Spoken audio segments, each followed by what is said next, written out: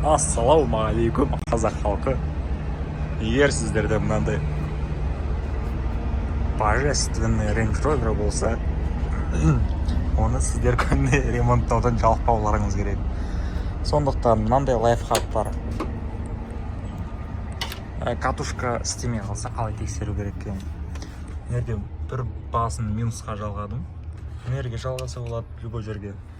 Екінші басын былай отверткаға жалаймыз. Бір свечаны аламыз да басын былай кесіп тастаймыз. От алдырған кезде былай ұру керек. Егер істемей тұрса, екінші, басқасымен ауыстырып көресіздер, істеп кетеді. Значит, катушка. Свечаны полный ауыстырдым. Енді катушканы тексеріп жатырмын. Менде мына катушка, мына катушка істемейді екен ешек. Белгілеп қойдым. BMW 36-нікі келеді екен.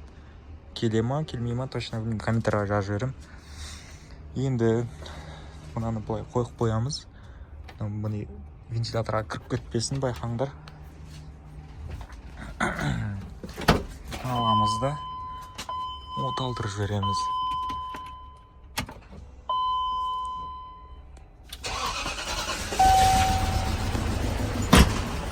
Уже өте қиын от алып тұр. Шақтағандар түсіп қапты.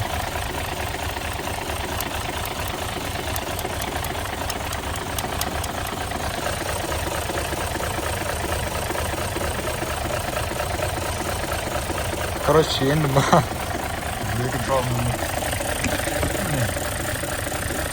былай отвертканы алдым. 1,5-2 сантиметрге ұру керек.